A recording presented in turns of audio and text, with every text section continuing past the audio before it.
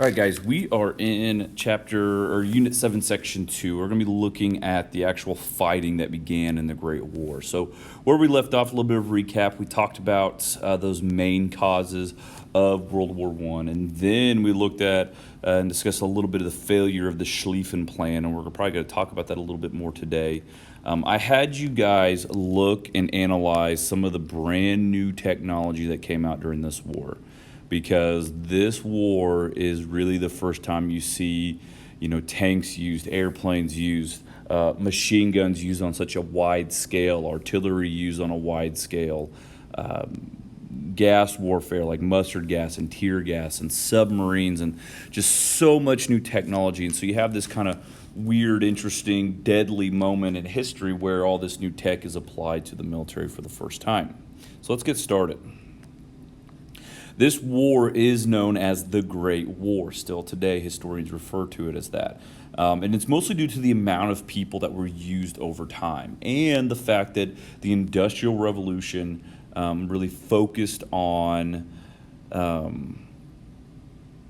putting those new inventions towards warfare.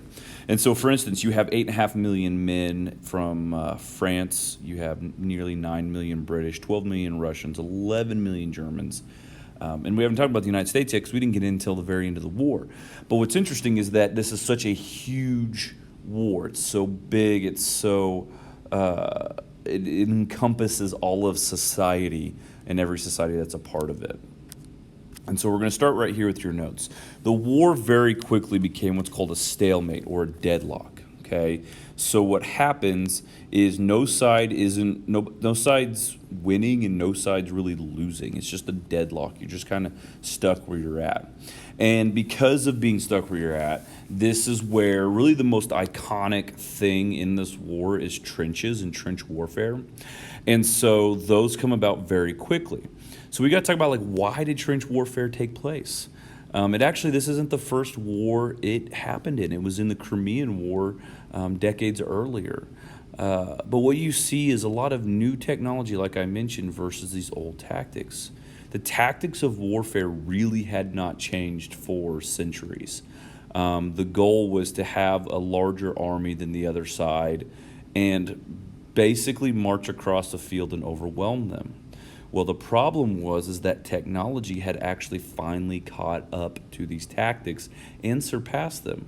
Whereas before, during let's say the American Revolution, if you have a musket, you can get off about 3 shots a minute if you're good. Well, in this war with machine guns, that goes up to about 500 to 600 shots a minute. So one machine gun nest could essentially hold off an entire advancing army. And so generals could not figure out how to get past this. And so I'm going to slip over this slide with this map real quick. So you see the length of the line that was fought. So it's pretty long, and it goes basically across the width of Europe. But pay attention to how wide that line is. The width of the line that they fought was no more than 5 or 10 miles. And that is where 4 years of this war was fought. You had basically an entire war fought within a 10-mile stretch. And so here's a great example of what the trenches look like, because they essentially just dug in from there. And so if you pay attention towards the left side of the picture, you see that area is called no man's land. Basically, soldiers in the front line trench up there would what was called go over the top. And they'd go over the top and they'd run through their own barbed wire that they had set up to try to keep the advancing soldiers from getting to them. They had to basically run across this barren land where really there was nothing there except for obstacles. They had huge divots and crater holes because of the artillery, and those ended up filling up with water over time. Very difficult to get through. You had fallen trees, dead bodies, dead animals that you had to get across. And I haven't even mentioned the shooting.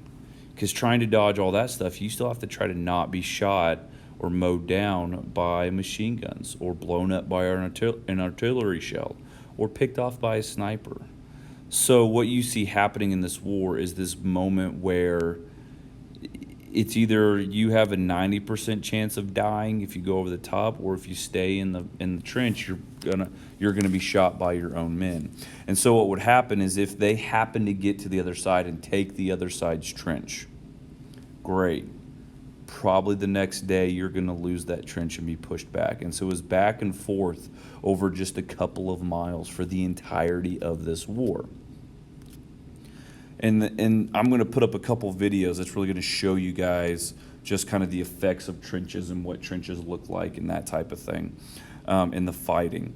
What you see happen is the casualty rates of this war skyrocket. So, excuse me, the Battle of Verdun had, over about 11 months of fighting, had about 500,000 casualties. The Battle of the Somme River had 60,000 casualties in a single day. Guys, that's Sedalia twice. The population of Sedalia twice in one single day. And over the course of 5 months of the Battle of the Somme River, you had over 1 million people die. And so it was staggering. And honestly, we just, as a human race, we were not ready for this scale of warfare. You weren't having soldiers being pulled off the line, okay? After they were injured or hurt or dead. A lot of times bodies would just pile up. There wasn't a focus on hygiene. So when you were sitting and living in these trenches, oftentimes lice and diseases and trench foot and all of these things ended up taking more soldiers out of the war than the actual fighting itself. And so the military's really learned a lot from this, focused on, look, we need to get our soldiers showers. We need to get them fresh uniforms and wash their old uniforms. We need to make sure that we're checking their feet and keeping them dry so that they don't get trench foot and essentially their feet rot off. So we learn a lot from this like experiment of the war. And all that's not even having to deal with going across no man's land and trying not to get shot and things like that. So this war was definitely a moment where it was just a way down on the psyche. Most soldiers wrote home and said, it's not if I die, it's when I die. And it's hard to imagine being that mindset, because most of us live our lives not thinking that something's going to kill us. And these soldiers, every day of their lives during this war, were simply just waiting for the day that they died.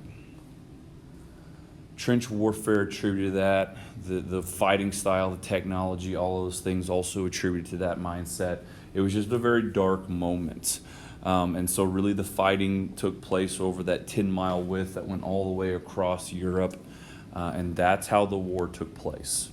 About 3 years of the war, that is essentially what happened. You had some of these major battles, staggering casualties, and that's how the fighting took place. As we move on next week into this unit, we are going to focus on kind of the ending of the war. What broke that monotony? What broke that stalemate?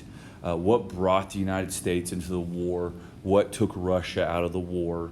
And so the reason why I'm kind of ending on this moment right here is simply because for 3 years, that's what happened. You would take a mile of land and then you would lose 2 miles the next day. It was just a lot of back and forth and just simply trying to survive the trenches. Okay, guys, that's it for notes today. Make sure you get the analysis done. Watch those couple of videos that I had put up for you guys, and we will go from there and move on next week. Okay, if you have any questions, reach out. Talk with you soon.